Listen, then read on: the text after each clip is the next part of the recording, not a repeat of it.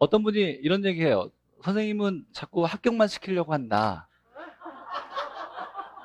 그래서 합격하지 못하면 선생님 앞에 보지를 못할 것 같다. 안 그래요?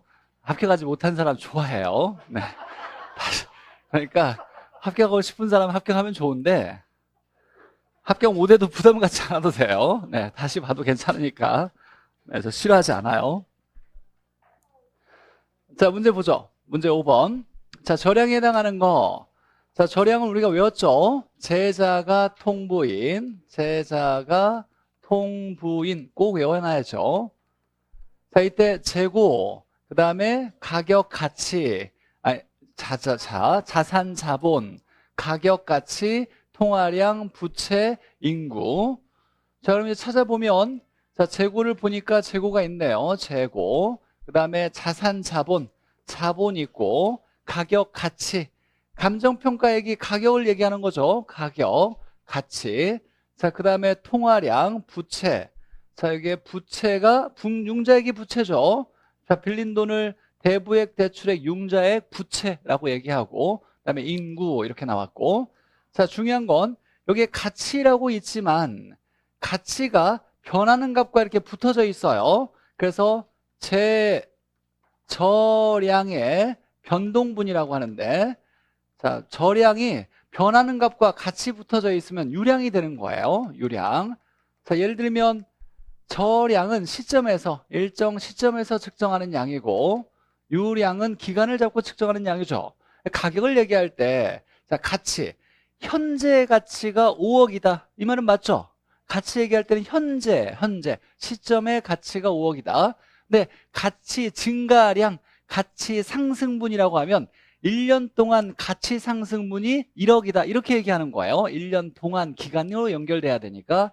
그래서 저량이 변하는 값과 같이 연결되어 있으면 유량이 된다. 이건 모의고사에서 2번이나 우리 풀었던 거였어요. 예를 들면 자, 가치 상승분 이렇게 나오거나 인구 증가량, 인구 변동분 이렇게 나오면 이건 유량된다는 거 이거 하나 주의해야 되고. 자, 그 다음에 신규 주택 공급량. 우리가 유량을 얘기할 때는 대표적으로 유량은 수입과 지출, 그 다음에 수요와 공급이에요. 수입과 지출 수지, 그 다음에 수요와 공급, 수급, 수요와 공급. 그러면 거래량이 될 거고 수입과 지출 합치면 수지라고 얘기하죠. 자, 이때 보니까 지대는 수입이죠. 임대료 수입. 그러니까 수입이니까 유량에 해당되는 거고, 이자는 지출을 얘기하는 거예요. 정 모르겠으면 붙여보는 거예요. 월 이자, 연간 이자, 기간의 이자니까 얘 지출. 그래서 얘는 유량이고 얘도 유량이고. 자, 신규 주택이면 한번 생각해 보죠. 우리가 이제 신규 주택은 단기에 된다 안 된다? 안 된다요. 우리 학개론에서 단기라고 얘기하면 물건을 만들기에 부족한 짧은 시간을 얘기하는 거예요. 그러니까 신규 생산을 의미하는 건 아니에요. 그럼 신규는 장기로 넘어가야죠. 그래서 장기 공급을 신규주택 공급이라 그래요. 그럼 기간이 필요한 거예요. 그래서 얘가 유량 개념이에요. 근데 만약에 단기 공급이라고 한다면 이걸 좀 더 해석하면 단기 공급은 신규주택 공급은 아니에요. 근데 짧은 시간에 즉 시점에도 공급이 가능해요. 쓰고 있는 주택을 팔려고 내놓을 수 있는 거죠. 이 주택 공급도 가능한 거예요. 이걸 뭐라고 하냐면 재고주택 공급이라 그래요. 그래서 재고주택 공급은 단기 공급이고 얘가 저량 개념이다 라고 해석해야죠. 그래서 재고주택 공급 나오면 저량 개념인 거예요. 신규주택 공급 나오면 유량 개념인 거고.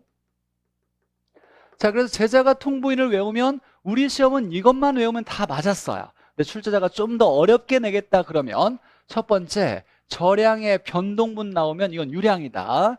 자, 그 다음에 공급량, 수요량 나오면 유량인데 재고주택 공급량 나오면 저량이다 라고 재고 나오면 이건 저량 개념으로 외웠으니까 자, 무조건 맞아야 되는 거죠. 저량과 유량 구분하는 거.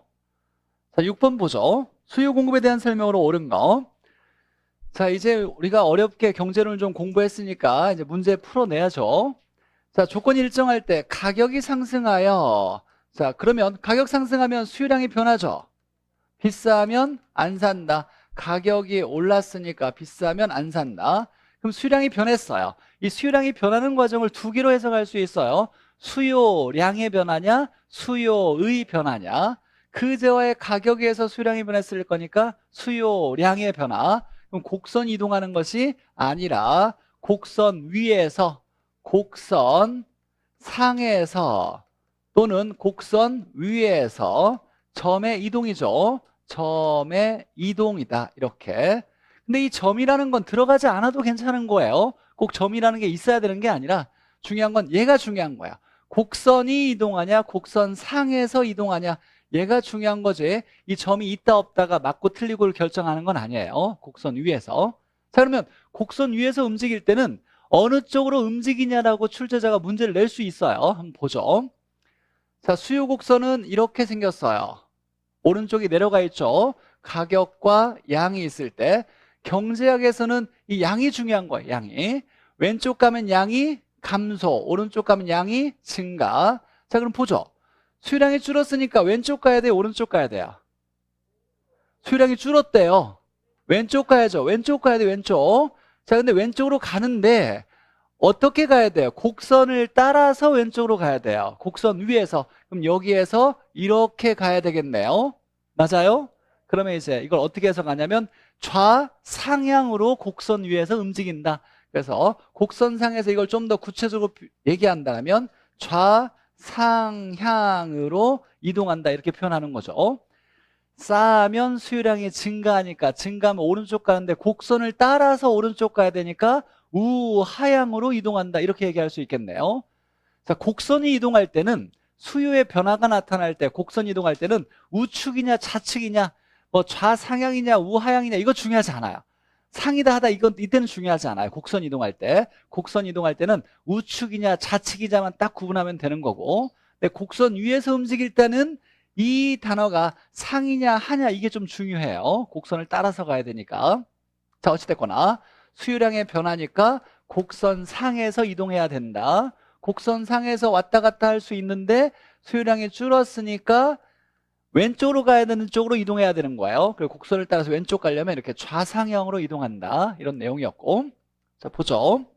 원자재 가격이 상승하면 자, 원자재 생산 요소 가격이 비쌌으니까 공급이 줄어들겠죠. 자, 근데 원인이 그제와의 가격이 아니라 생산 요소의 가격에 의해서 변했으니까 공급의 변화예요. 공급량의 변화가 아니라 곡선 이동하겠네요. 줄어들었으니까 어느 쪽으로? 좌측으로 이렇게 나와야죠. 좌측으로. 자, 소득이 증가하여 동일한 가격 수준에서 가격은 변하지 않았고 그럼 소득이 증가하면 수요량이 변하겠죠. 말이 없으면 정상제니까 수요량이 증가할 거예요. 그럼 곡선이 이동하겠죠. 어느 쪽으로? 우측으로 이동한다. 맞네요. 근데 이걸 수요량의 변화라고 하지 않고 수요의 변화라고 나와야죠. 그래서 틀렸고. 자, 임대주택 시장에서라고 나왔어요. 우리가 이제 수요 공급에 의해서 가격이 결정되는데 수요 공급일 때는 가격이라고 얘기하고 임대 시장에서 임대 임차에서 결정되는 가격은 임대료라고 얘기하는 거예요. 그래서 이 임대료는 뭐랑 똑같은 거예요?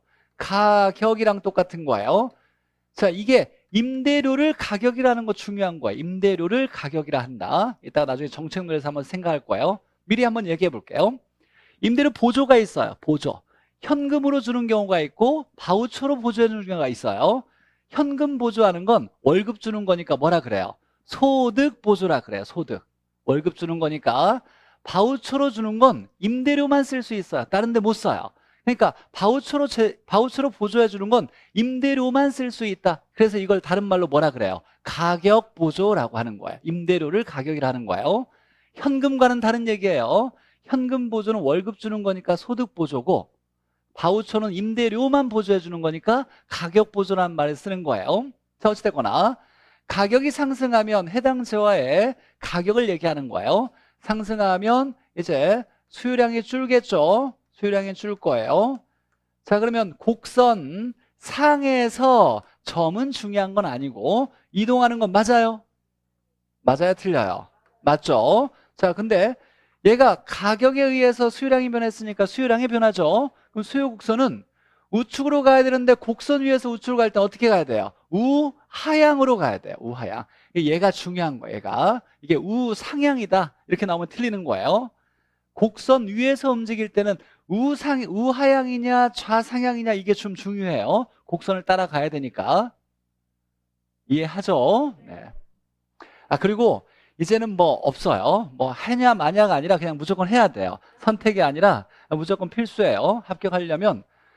백선이나 이론 총정이 나왔던 질문은 사실 가장 중요하고 필요한 것만 정리했지 필요 없는 거 나올 가능성이 낮은 건 사실 많이 정리하지 않았어요. 무조건 해야 된다라고 생각하면서 외워서라도 정리해야 돼요. 잠깐만. 그래, 왜? 임대료가 상승하면 안 산다. 그래, 안 산다. 상야, 하야, 자상야. 그래요? 네. 네. 알겠어요? 맨날 이렇게 실수를 하네. 안 사니까 왼쪽 가야죠. 좌상향으로 간다. 좌상향. 집중하고 있는지 확인하려고 그런 거예요. 좌상향. 안 사니까 곡선을 따라서 좌상향으로 간다. 이게 중요한 거예요. 네. 자, 5번 보죠. 금리가 하락하면 수요자도 대출받아서 살 거고 공급자도 대출받아서 건물 지을 거니까 수요와 공급이 모두 증가한다라고 나와야죠. 수요, 공급 모두 증가한다. 자, 그래서 다 틀렸고. 자, 5번 보죠. 우리가 수요량, 공급량은 자, 일정 가격 수준에서 일정 기간 동안에 하려고 하는 사전적 개념이에요. 살려고 하는, 판매하려고 하는, 실제로 샀다, 실제로 팔았다라고 나오면 틀려요. 하려고 하는 사전적 개념으로 뭐뭐 하려고 하는 최대 수량이다. 이렇게 나와야죠. 그래서 틀렸고, 실제로 사거나 판 게 아니라 하려고 하는 이렇게 나와야 되고, 자, 가격이 상승한 게 아니라 상승할 거라고 예상되면, 예상이 중요한 거예요. 가격은 변한 게 아니에요. 마음이 올라갈 것 같다, 내려갈 것 같다, 마음의 변화가 있었던 거예요. 그럼 예에 의해서 수요량이 변하면 가격 변화가 아니라 마음의 변화가 나타난 거니까, 심리 변화니까 수요의 변화예요. 자, 그래서 수요의 변화, 수요량이 자, 올라갈 거라고 얘기했는데 수요를 얘기했어요. 그럼 산다 안 산다? 올라갈 거라고 예상했대요. 산다 안 산다? 산다. 수요량이 증가한다. 자, 그럼 곡선이 이동하겠네요. 곡선이 이동하는데 어느 쪽으로 이동한다? 우측으로 이동하죠. 자, 근데 중요한 건 공급 곡선은 달라요. 예상에서 수요와 공급은 달라요. 수요는 쌀 때 사고 비싸면 안 사요. 공급은 비쌀 때 팔아야 돼요. 그럼 한번 해석해 보죠. 올라갈 거로 예상하면 수요자는 사죠. 공급자는 팔아요, 안 팔아요? 안 팔고 나중에 비쌀 때 팔려고 해요. 그래서 수요와 공급은 가격 예상에서는 다르게 나타나요. 그래서 올라갈 거로 예상하면 수요 곡선은 우측으로 이동하는 게 맞지만 공급 곡선은 좌측으로 이동해야 돼요. 얘는 좌측으로 이동해야 된다. 그래서 금리 변화는 수요 공급 똑같이 나타나지만 가격 예상은 반대로 나타나는 거예요. 반대로 한번 해석해 보죠. 가격이 떨어질 거라고 예상했어요. 그럼 산다 안 산다? 안 산다. 판다 안 판다? 판다. 비쌀 때 팔아야 되니까 수요와 공급은 반대로 움직이는 거예요. 예상이 나타날 때는. 그래서 공급이 들어가면 틀리고. 자, 8번에 건설 종사자들의 임금 상승은 이라고 나왔어요. 자, 그러면 임금이 올라갔으니까 공급을 감소시켜. 맞죠? 자, 공급이 감소되면 가격은 어떻게 된다? 상승한다. 물량이 줄어들어서 귀해지니까 가격은 상승한다. 이렇게 나와야 되고. 자, 대체재 보완제는 무조건 100% 나오는 거죠. 살 때 안 사면 대체재, 살 때 사면 보완제. 자, 단독주택 가격이 올랐으니까 단독 산다 안 산다? 안 산다. 비싸면 안 산다. 자, 그러면 아파트는 뭐 한다? 산다. 그러면 아파트의 수요량이 변하는데 아파트 가격이 아니라 다른 지역 가격 때문에 변했으니까 수요이 변하죠. 그러면 곡선이 이동하는 거죠. 이동하는데 사니까 어느 쪽으로? 우측으로 이동한다. 이렇게 나와야 되고. 자, 아파트의 가격 하락은 아파트 가격 하락했대요. 그럼 아파트 산다 안 산다? 산다. 싸니까 산다. 그럼 대체재인 오피스텔은 안 산다. 자, 그럼 오피스텔 안 사면 오피스텔 가격은 점차 하락된다. 이렇게 나와야죠. 가장 이제 기본적으로 우리가 많이 연습했던 내용이고.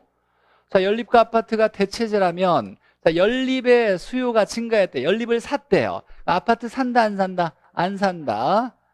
예, 샀으니까 아파트는 안 산다. 자, 안 사면 곡선을 어느 쪽으로? 좌측으로 이동한다. 맞네요. 11번이 옳은 지문이고. 자, 12번에 보니까 A와 B가 보완관계라고 할 때 보완제, 그럼 살 때 사거나 안 살 때 안 사거나. 자, A제와의 가격이 올라갔대요. 그럼 A 산다, 안 산다? 안 산다. 비싸니까 안 산다. 그러면 B는 산다, 안 산다? 안 산다. 보완제니까 안 살 때 안 사야 돼요. 그럼 B제와의 수요가 감소된다. 맞네요. 맞죠? 어이, 나 문제 잘 푸는데 앞에 있으면 좀 제법 헷갈려요. 이해해 주시고. 네.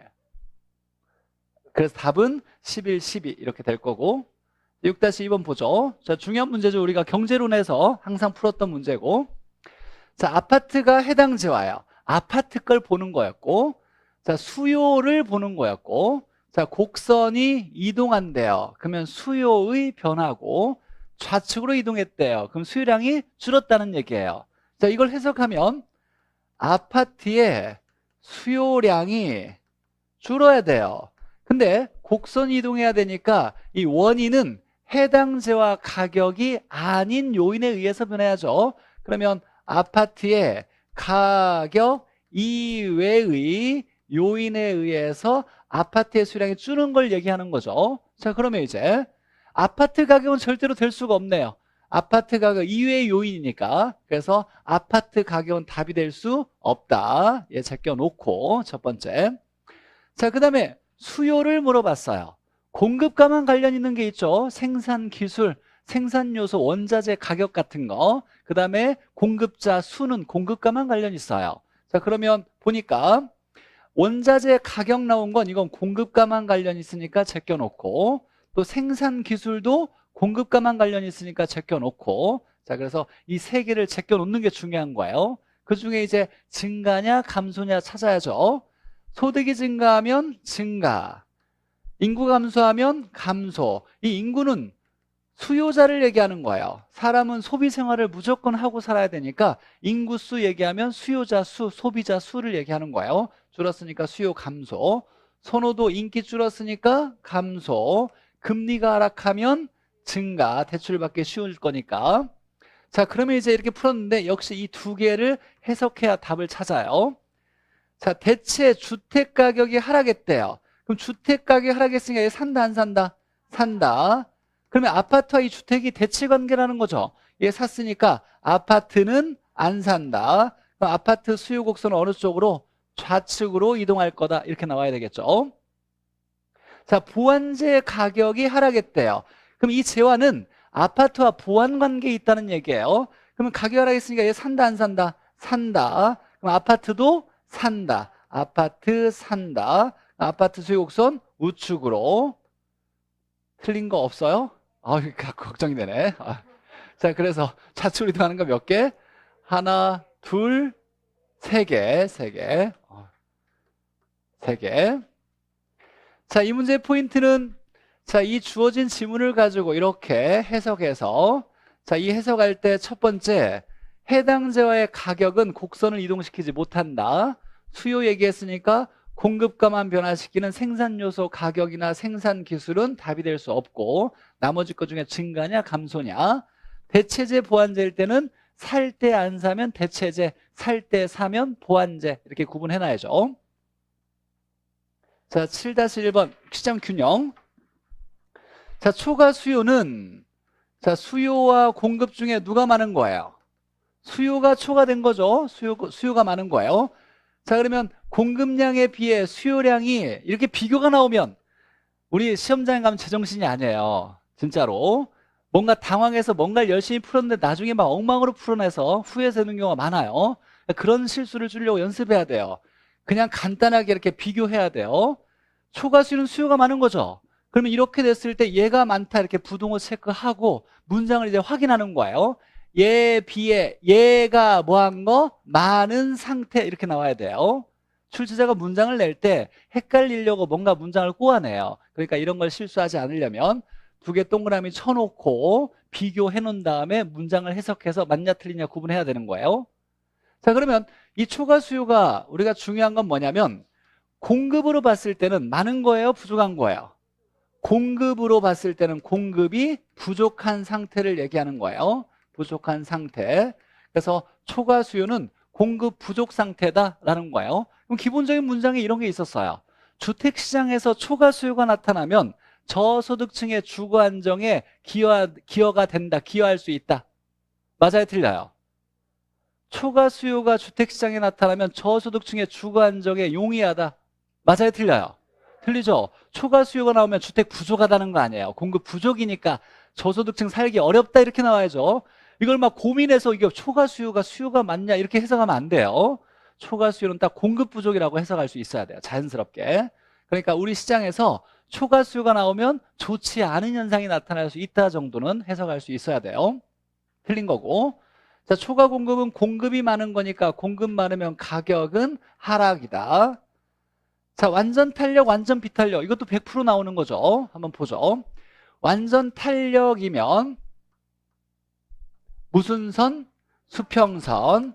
완전 비탄력 나오면 수직선. 얘가 중요한지가 얘 먼저 보죠. 완전 비탄력, 완전 비탄력. 완전 비 내린다, 수직선. 가격과 양일 때. 자, 그러면 얘 곡선은 위아래로 변하는데 좌우로는 움직이지 않아요. 그러면 양이 감소 증가 안 된다는 거죠. 이거 우리가 양이 변하지 않는다. 양이 뭐 한다? 불변한다. 그럼 양이 불변한다는 건 양이 일정하다를 얘기하는 거예요. 그러면 양이 0이냐?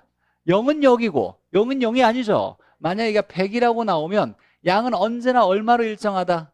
100으로 일정하다요. 양은 언제나 100으로 불변이고 일정하다. 그러니까 얘의 함수식은 Q는 100 이걸로 끝나는 거예요. 양은 언제나 100으로 끝난다. 이렇게 쓰는 거죠. 자, 그러니까 원래 우리 함수식은 PQ가 같이 등장해야 되는데 P는 숫자, Q는 숫자 이렇게 나오면 완전을 얘기하는 거예요. 이걸 읽을 때 양은 100으로 일정, 양이 일정 수직선이에요. 좌우로 변하지 않는 거. 완전 비탄력. 자, 얘는 완전 탄력이고 완전 탄력은 보니까 자, PQ가 있을 때 올라가거나 내려가지 않아요. 가격이 상승 하락하지 않는다는 거예요. 뭐가 일정한 거예요? 가격이 일정이라는 거예요.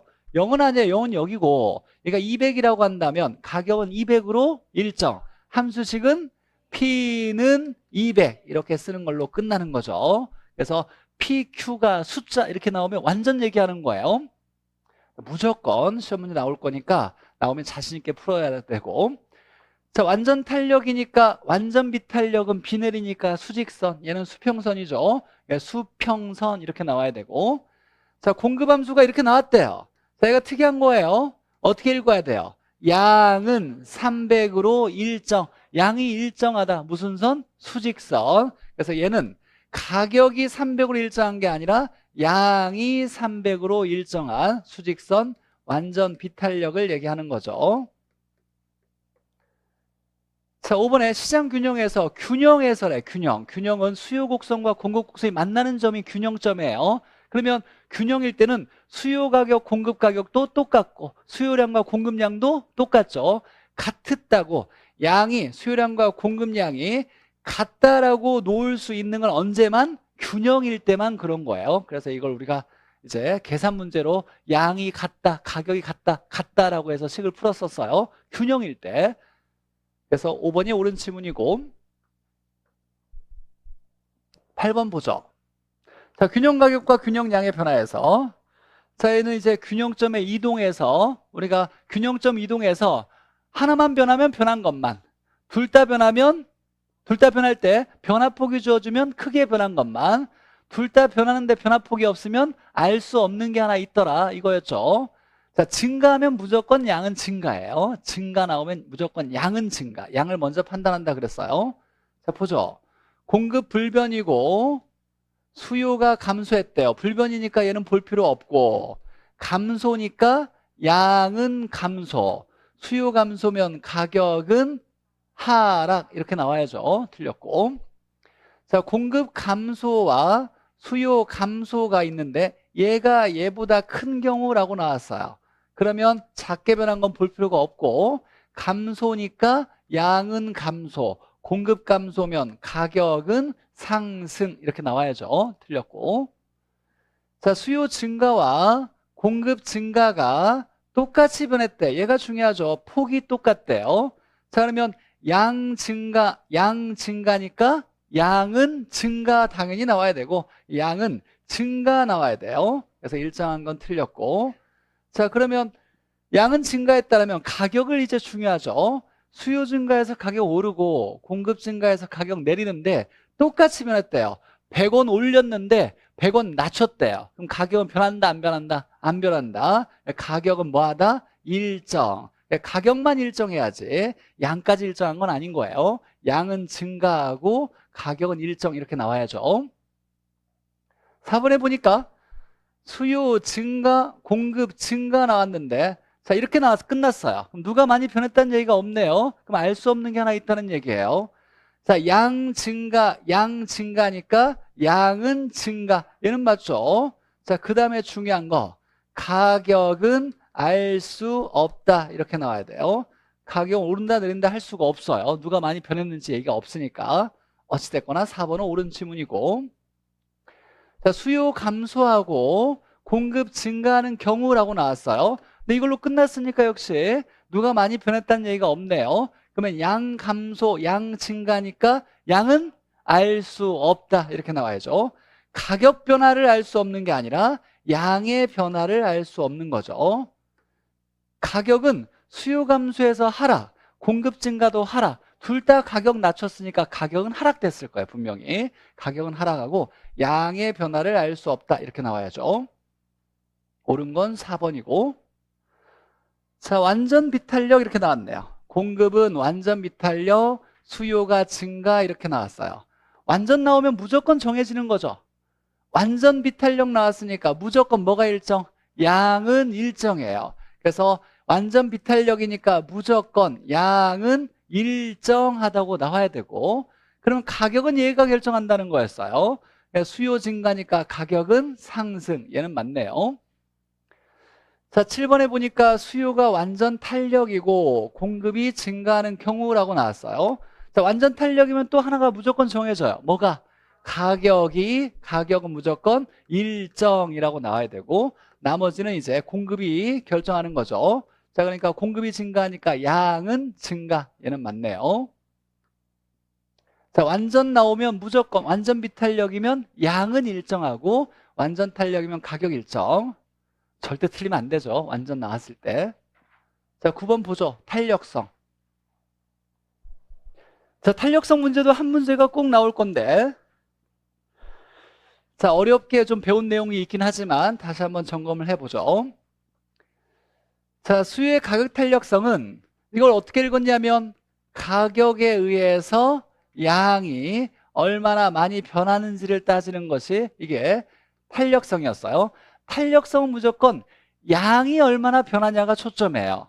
그 재화의 가격에 의해서 양이 변하는 건 가격 탄력성, 소득에 의해서 양이 변하는 건 소득 탄력성, 다른 재화 가격에 의해서 양이 변하는 건 교차 탄력성이에요. 그러니까 결론은 다 탄력성은 가격에 의해서 원인이고 얘가 결과니까 원인은 분모, 결과는 분자, 원인분의 결과 이렇게 쓰니까 수요량의 변화율에 대한 가격의 변화 비율이 아니라 가격 변화율에 대한 수요량의 변화율 비율을 측정한 것이다. 이렇게 나와야 돼요. 자, 두 번째 보죠. 가격 탄력성이 탄력적이면 자, 이건 우리 죽어도 까먹으면 안 된다 그랬어요. 양이 많이 변하는 거죠. 탄력적이면 양이 많이 변하는 거예요. 양의 변화가 큰 거예요. 그러니까 탄력적이면 가격 변화율과 양 변화율 중에 누가 커야 돼요? 양이 커야 돼. 이렇게 부등호 체크하고 그러면 얘에 비해 얘가 어떻다? 크다라고 나와야 돼요. 양의 변화가 커야 탄력적이에요. 만약에 비탄력이면 양의 변화가 작아야 되는 거예요. 탄력이면 양이 커야 된다. 자, 우상향하는 모양의 공급 곡선은 가격 탄력성이 클수록 비탄력적이면 비 내리니까 세워줘야 되고 탄력적이면 누워줘야죠. 누워주면 기울기 크기 어떻다? 작다. 이렇게 나와야 돼요. 세워지는 게 기울기가 큰 거예요. 자, 4번에 보니까 자, 수요가 완전 탄력적이고 자, 공급이 증가하면이라고 나왔어요. 자, 완전 탄력이니까 뭐가 일정하다? 가격은 일정하다. 이렇게 얘기할 수 있고 공급이 증가하니까 양은 증가한다. 이렇게 얘기할 수 있죠. 양은 증가하고 가격이 일정한 거예요. 가격이 변하지 않는다. 이렇게 나와야 되고 자, 수요가 감소할 때 이제 얘가 이제 중요한데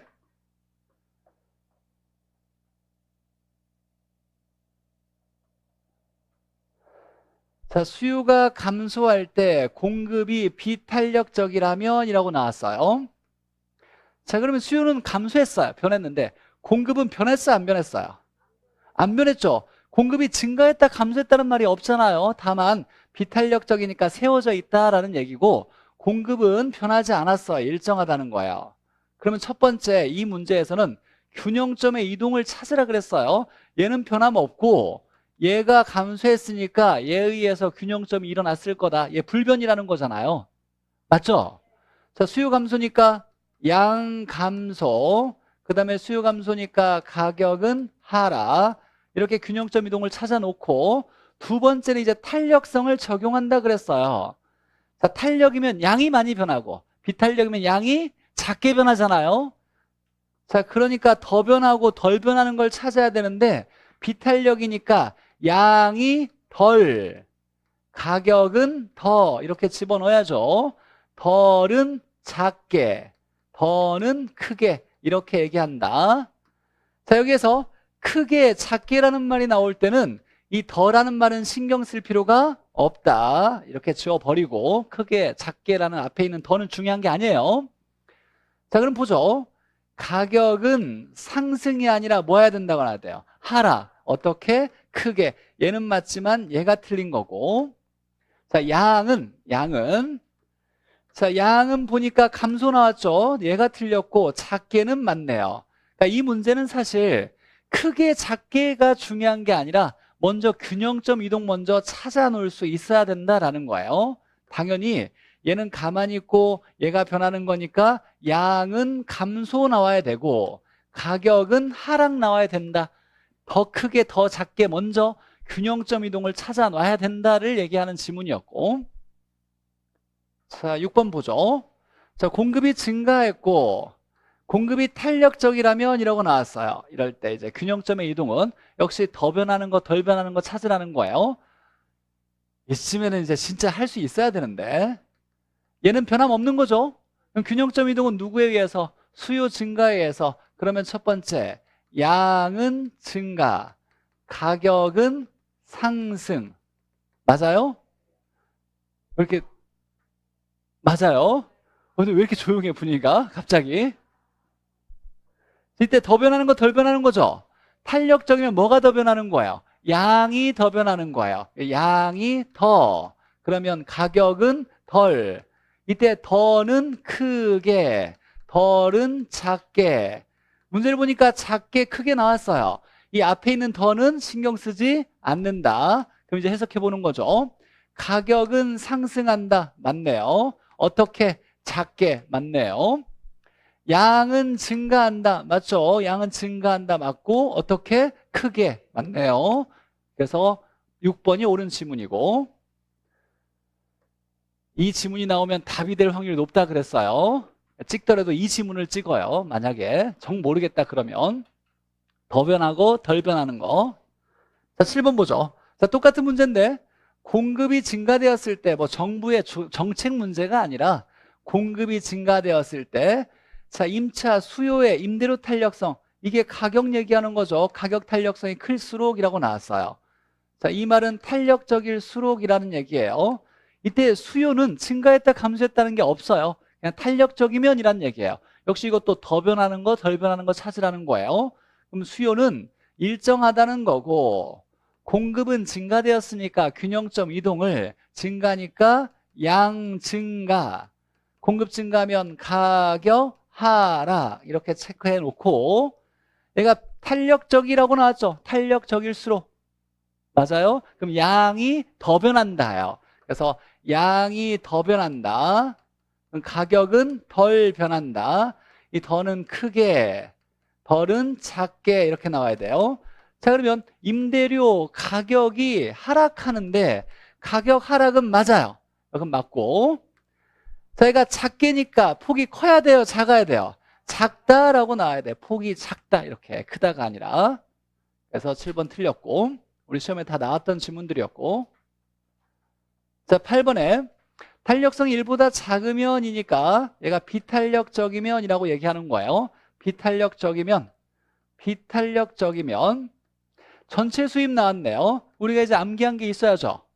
총 수입은 비고가가 유리하다. 맞아요? 원래 이제 비탄력일 때는 양이 덜 변하고 가격이 더 변하고, 그 다음에 고가가 총수입 면에서 유리하고, 조세 부담은 비탄력인 게 부담이 크다 이렇게 외웠어요. 비가 더 고가여서 부담이 크다.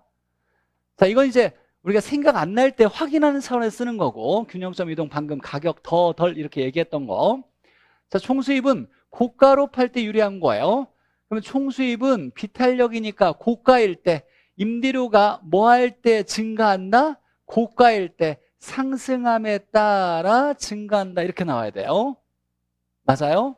물론 다르게 해석할 수 있죠. 비탄력일 때는 저가가 뭐하다? 저가가 불리하다. 그러니까 하락함에 따라 감소한다 이렇게 나오거나 상승함에 따라 증가한다 이렇게 나와야 되는 거예요. 자, 그래서 비고가가 유리하니까 총수입은 우리 외웠던 것이 비고가가 유리하니까 비탄력일 때 증가했으니까 비탄력일 때 유리하려면 고가, 가격이 올라야 된다 이렇게 해석하는 거죠. 임대료가 올라갈 때 유리하다. 자, 그럼 이제 탄력적일 때는 어떠냐? 비탄력일 때는 고가가 유리하죠. 그러면 탄력적일 때는 고가가 뭐하다? 불리하다. 저가가 유리하다 이렇게 나올 거예요. 공급자의 수입은 전체 수입 얘기하는 거죠. 전체 수입은 더운가 보네요. 전체 수입은 자, 탄력적이니까 임대료가 상승함에 따라 고가일 때 뭐하다? 불리하다, 감소한다라고 나와야 돼. 증가가 아니라 감소한다. 그래서 탄력성에 활용해서 첫 번째는 더 변하는 거, 덜 변하는 거. 두 번째는 총수입의 변화. 이 두 번째. 세 번째는 이제 조세 부담을 누가 많이 하느냐였어요. 공급의 탄력성과 수요의 탄력성 중에 얘가 얘보다 작은 경우라고 나왔어요. 이렇게. 그러면 얘가 비탄력이니까 비탄력인 대상의 세금을 많이 낸다 했어요. 자, 그러면 공급자니까 임대인을 얘기하는 거죠. 공급자, 임대인. 수요자의 피해. 얘가 중요한 게 아니니까 얘는 제껴버리고 공급자의 부담이 어떻다? 크다라고 나와야 돼요. 공급자의 부담이 더 크다. 이렇게. 얘가 틀렸네요. 그래서 우리 어렵게 공부했던 경제론의 부분이었죠. 탄력성의 활용.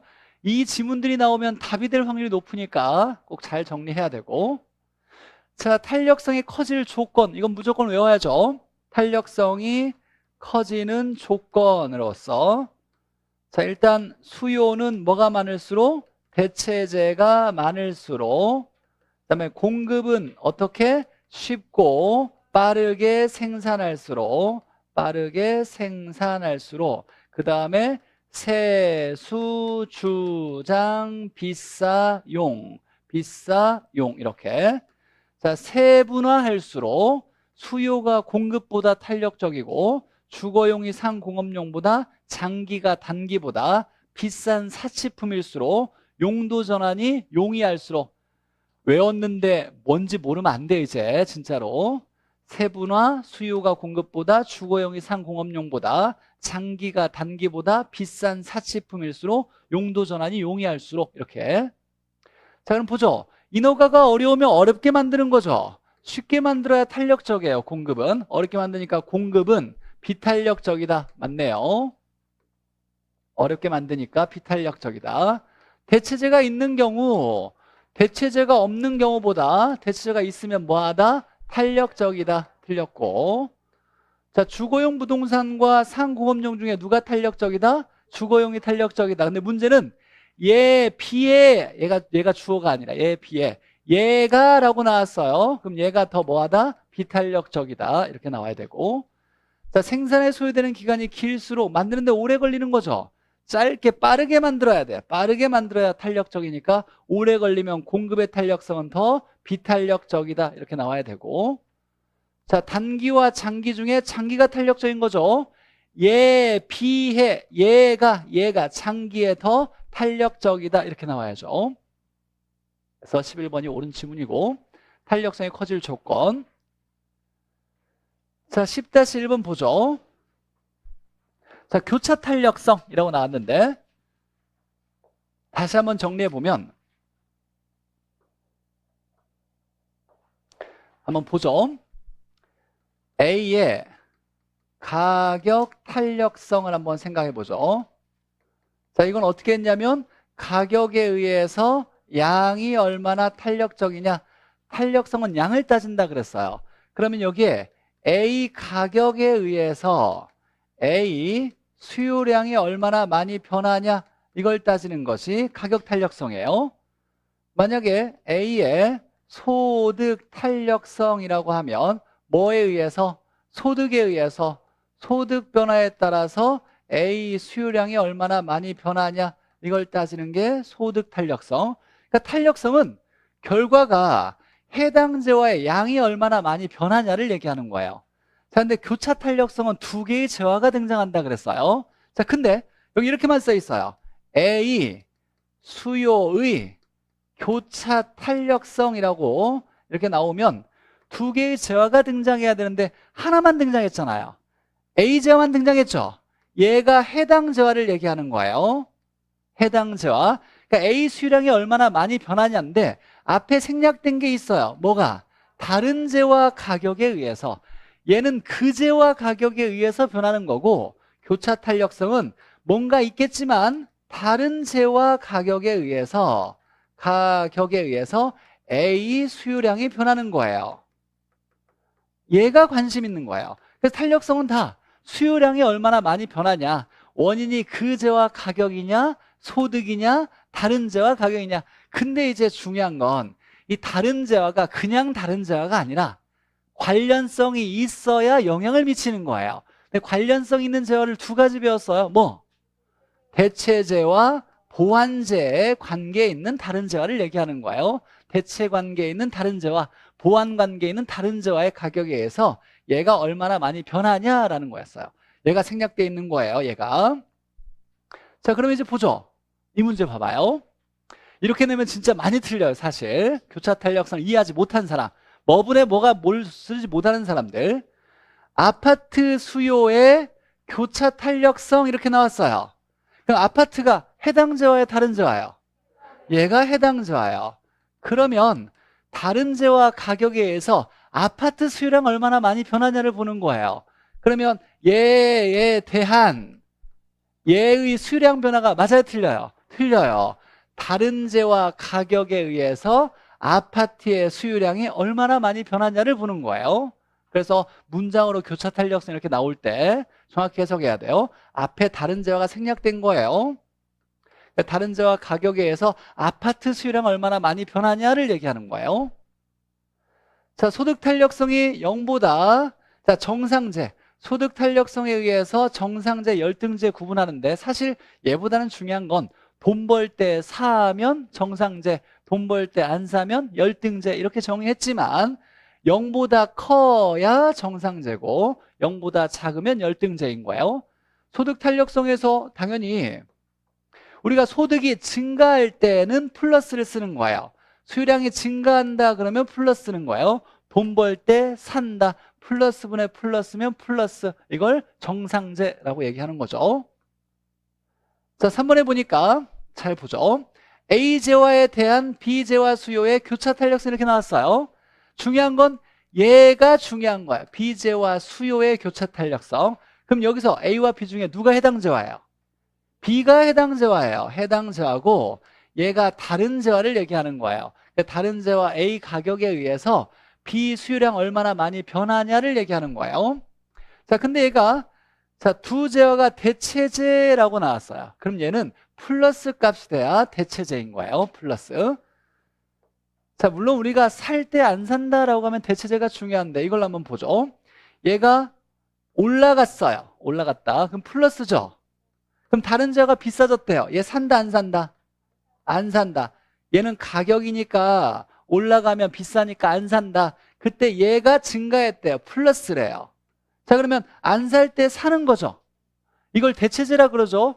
수식으로 보니까 플러스분의 플러스예요. 그럼 플러스인 거예요. 플러스면 대체제인 거예요. 근데 뭐 이건 딱히 외운다기보다는 플러스로 유명한 것은 정상제고 소득 탄력성에서 플러스에서 유명한 게 대체제니까 정상제 대체제를 우선순위로 놓으면 되겠죠. 이건 뭐 실수하진 않을 거고. 4번 보죠. 소득이 5% 상승함에 따라서 수요량이 3% 증가했대요. 이렇게. 자, 그러면 얘는 정상제 열등제예요. 5%보다 적게 올랐으니까 열등제라고 하면 큰일 나요. 돈 벌 때 사냐 안 사냐가 중요한 거예요. 돈을 벌 때 샀다라고 나오니까 무조건 정상제 맞고. 근데 소득 탄력성은 소득분의 수요량이죠. 5분의 3 나오면 얼마? 0.6 맞네요. 4번 옳은 지문이고. 자, 5번 보죠. 자, 아파트 가격이 16% 상승함에 따라 대세대가 8% 증가했다 이렇게 나왔어요. 자, 그럼 보죠. 다세대 주택 수요의 교차 탄력성 이렇게 나왔네요. 얘가 해당 재화예요? 다른 재화예요? 해당 재화. 그럼 예식은 어떻게 써야 돼요? 다세대 수요량이 위에 가야죠. 다세대 수요량이 위에 가야 돼요. 다른 재화 가격에 의해서 얘가 얼마나 많이 변하냐? 다른 재화 뭐가 있어요? 아파트 가격에 의해서 얘가 얼마나 변하냐? 아파트 가격분의 수요량 써야 되는 거예요. 아파트 가격이 16%, 다세대 수요량이 8%. 그럼 얼마? 0.5. 2라고 하면 안 되고 0.5라고 해야 돼. 0.5. 그래서 이 식을 쓸 수 있어야 돼요. 자, 그리고 두 재화는 자, 대체제인지 구분하는 건 살 때 안 사냐죠. 비싸면 얘를 안 산다. 안 살 때 얘를 샀다. 그럼 무슨 관계? 대체제. 근데 이건 뭐 해석해보지 않아도 아파트 연립, 다세대, 다가구, 단독, 오피스텔 다 주택으로서 대체제예요. 이렇게 아파트 나오고 다세대 나왔는데 이걸 부환제라고 답을 낼 수가 없어요. 그럼 오류예요. 그러니까 아파트, 다세대, 연립 뭐 나오면 다 그냥 무조건 대체제예요. 사실 A라고 나오고 B라고 나올 때만 사실 해석해보면 되고 그냥 이렇게 나오면 주택 나오면 그냥 다 대체제다 이렇게 찍어도 돼요. 단 한 번도 틀리게 낸 적이 없어요. 이렇게 다르게 내면 오류일 거니까. 자, 계산 문제는 몇 개 제가 수록하지 않았어요. 10개, 12개 정도 수록했는데 무조건 맞아야 되고 나올 확률이 높다고 생각되는 걸 제가 좀 넣었으니까 자, 한번 보죠. 자, 아파트의 전체 수요량의 변화는 그러니까 아파트의 양이 얼마나 많이 변했냐라고 물어본 거예요. 자, 해당 재화는 아파트라고 생각한 거예요. 출제자는 아파트에. 자, 근데 보니까 각각의 탄력성이 나왔는데 아파트 가격이 변했대요. 아파트 가격 변하면 아파트 수요량 변하겠죠. 자, 소득이 변했대요. 소득 변해도 아파트 수요량 변하겠죠.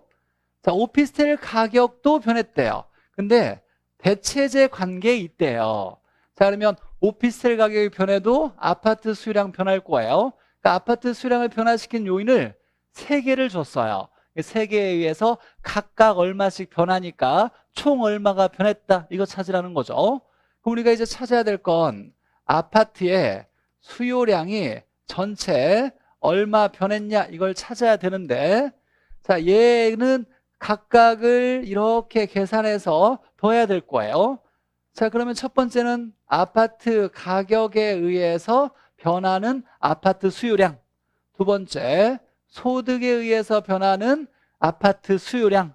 세 번째, 오피스텔이라는 다른 재화 가격이 변할 때 아파트 수요량 변할 수 있는 거예요. 이렇게 변할 수 있다.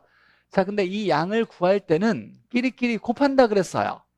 자, 얘를 구하려면 얘와 얘 곱하면 돼요. 얘를 구하려면 얘와 얘 곱하면 되는 거고 얘를 구하려도 얘와 얘 곱하면 된대요. 끼리끼리 곱하면 된다. 이거 뭐 이제 끼리끼리 곱하면 되는 거니까 각각 3%씩이니까 가격 탄력성 0.5니까 곱하면 얼마? 1.5. 자, 소득 탄력 0.4니까 곱하면 1.2. 그 다음에 교차 탄력성 0.3이니까 0.9 이렇게. 자, 그리고 이제 우리가 해야 될 건 방향을 정하는 거예요. 방향. 자, 우리가 다 배운 것 중에 같은 재와 아파트 가격에 의해서 아파트 수량이 변한대요. 그럼 가격에 의해서 양이 변하는 건 수요 법칙이에요. 비싸면 안 산다, 싸면 산다. 그래서 수요 법칙을 써서 방향을 정해야 되고, 소득에 의해서 양이 증가할 거냐 감소할 거냐는 건 정상재, 열등재예요. 정상재라고 나왔어요. 말이 없어도 정상재고. 자, 얘는 두 재와의 관계는 대체재라고 나온 거예요. 자, 그럼 보죠. 다 상승했대요. 올랐고 올랐고 올랐으니까 비싸면 안 산다 이렇게 나와야죠. 돈 벌면 산다 이렇게 나와야 되고, 얘 비싸졌으면 얘 산다 안 산다? 안 산다. 얘 안 사는데 대체지니까 얘는 산다 이렇게 되는 거예요. 방향을 체크했으니까 두 개 더하면 2.1% 증가. 얘와 반대니까 반대 없애줘야죠. 그러면 1.5 없애주면 0.6 증가 이렇게 나오겠네요. 답은 0.6 증가. 이렇게 체크해야죠. 문제 푸는데 사실 1분 안 걸려요. 연습만 하면. 가장 나올 가능성이 높은 문제 유형이니까 연습에서 나오면 풀어야 되고, 쉬었다가 경기 변동 보죠.